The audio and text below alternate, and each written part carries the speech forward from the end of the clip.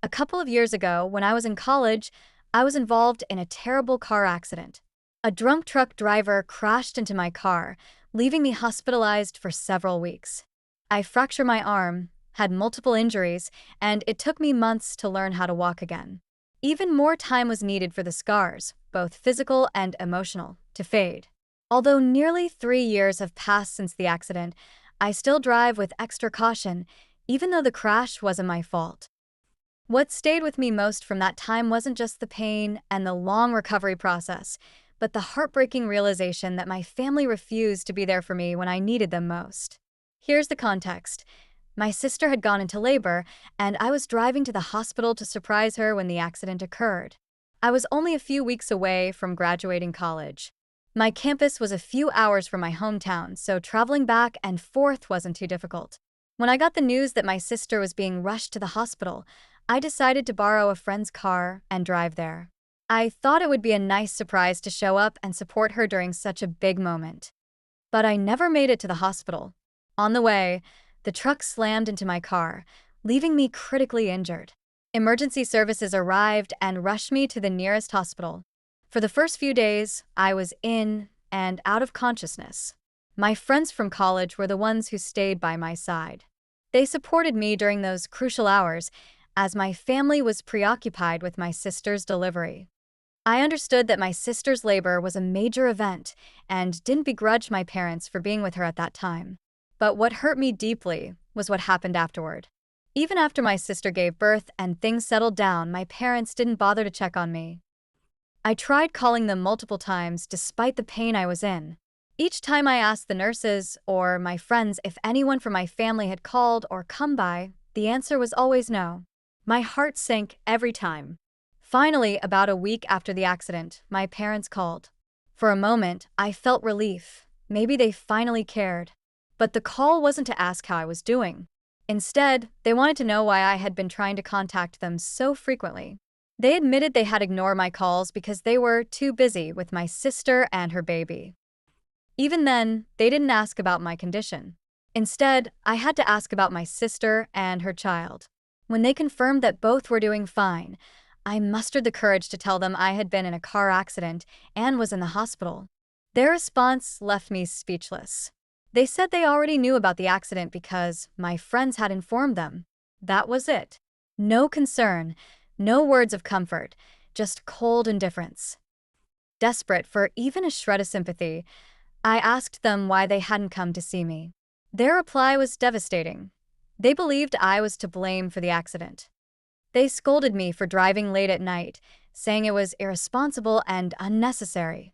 When I explained that I was trying to surprise my sister and support the family, they dismissed it, saying it was still my fault for putting myself in danger. It was as if they were more upset with me for inconveniencing them than concerned about my injuries. Later, I found out the full extent of their neglect. When emergency responders called my parents to inform them about the accident, they told them they were unavailable and asked not to be contacted again. My friends and college authorities only learned about the accident after finding my ID at the crash site. The realization that my parents were so indifferent to my well-being crushed me. I understood that my sister's childbirth was significant, but to not even check on me after the immediate crisis passed? It was unforgivable. After that, I decided to cut ties with my family. For the past 3 years, we haven't spoken. Cutting ties with my family wasn't a decision I made lightly. It was born out of repeated instances of being treated as if I didn't matter. Even before the accident, my parents had a habit of sidelining me in favor of my sister. Growing up, I'd always felt like an afterthought compared to her. Still, I held out hope that when something truly dire happened, they'd show me they cared. The accident shattered that illusion. After being discharged from the hospital, my friends were the ones who helped me through my recovery. They and their families provided the financial and emotional support I needed to heal, as my own parents never stepped up. I'm still working to pay them back for the kindness they showed me, and I'll always be grateful to them for being the family I didn't have. I decided to keep the story of my accident and my estrangement from my parents private. I didn't want to air the family's dirty laundry or make things messier than they already were. For 3 years, I stayed silent. Then, a couple of weeks ago, everything changed. My parents hosted a family dinner to celebrate my sister's promotion at work. During the gathering, someone brought up the fact that I hadn't been in contact with the family for years. Instead of admitting the truth, my parents spun a completely false narrative. They told everyone that they hadn't been informed about my accident until days after it happened, and that when they found out, they immediately called me. According to them, I refused to speak to them out of anger, and they had made several attempts to reconcile, all of which I rejected. Their version of events painted me as an unreasonable, self-centered person who was punishing them for a misunderstanding. One of my aunts, who was present at the dinner, reached out to me afterward. She told me she had heard my parents' side of the story and felt compelled to encourage me to reconnect with them. She said life was too short for grudges and that I was missing out on being an aunt to my niece. Her words confused me. I asked her what my parents had said, and she relayed their fabricated version of events. I was furious. Not only had my parents neglected me during one of the worst times of my life, but now they were lying to the family to save face and make me look like the villain. I told my aunt the real story. I explained how my parents had been contacted by emergency services, but chose not to come, how they blamed me for the accident, and how they ignored me even after my sister's baby was born. I also offered to put her in touch with the friends who had supported me during that time, so she could hear the truth from someone else if she doubted me. My aunt was shocked and apologized for believing my parents' lies. She promised to share the truth with the rest of the family, and she did. The fallout was swift. Other relatives started reaching out to me, expressing their sympathy and outrage over how my parents had treated me. Some told me they regretted not being there for me when I needed support, saying they had no idea I'd gone through such a traumatic experience. Meanwhile, my parents were livid. They blamed me for the backlash they were facing. In their minds, I had ruined their reputation and turned the family against them out of spite. They accused me of being jealous of my sister and trying to steal her spotlight. They even suggested that I got into the car accident on purpose, as some sort of twisted ploy for attention.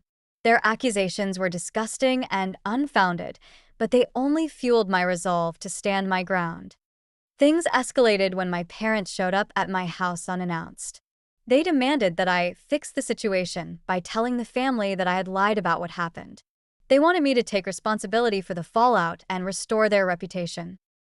When I refused to let them into my house, they started yelling outside, attracting the attention of my neighbors. I warned them that I would call the police if they didn't leave, but they didn't take me seriously. Eventually, I opened the door to confront them directly. My father accused me of being an attention seeker and a liar, while my mother insisted I was ruining my niece's upcoming birthday by causing family drama. Their relentless accusations pushed me over the edge. I snapped. I shoved them off my property, screaming at them to leave and never come back. I told them I hoped they'd get hit by a car so they could experience what I went through. My anger was uncontrollable, and by the time I realized how far I'd gone, they were standing on the sidewalk, looking stunned and shaken. They left shortly after, but the guilt of my outburst lingered. Later that evening, my sister called me. She sounded furious and accused me of going too far. She said I should have just called the police if I didn't want to speak to our parents, but resorting to physical aggression was crossing the line. She claimed that I had traumatized them and demanded that I apologize immediately. I tried to explain to her how years of neglect and mistreatment had boiled over in that moment, but she wasn't interested in hearing my side. Instead, she threatened to press charges if I didn't publicly retract my statements about our parents and admit that I had lied. Her ultimatum left me torn. On the one hand, I felt justified in my actions and words. On the other hand, I knew that my outburst had been excessive and uncharacteristic of me. I didn't want to let her threats manipulate me, but I also didn't want to escalate the situation further. I spent the next few days reflecting on everything that had happened, including the years of emotional neglect I had endured. My parents had made their priorities clear long before the accident, and their actions, or lack thereof, afterward had solidified my decision to cut them out of my life. Despite this, I couldn't shake the guilt over how I'd handled their visit. I turned to my closest friends for advice, and they reminded me of how much I had been through and how my parents' behavior had pushed me to that breaking point. One of my friends suggested I see a therapist to help me process my emotions and navigate my relationship with my family. I decided to give it a try. In therapy, I unpacked the years of favoritism, neglect, and invalidation I had experienced.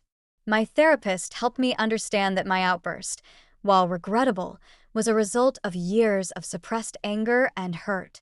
She encouraged me to focus on setting boundaries and prioritizing my mental health moving forward.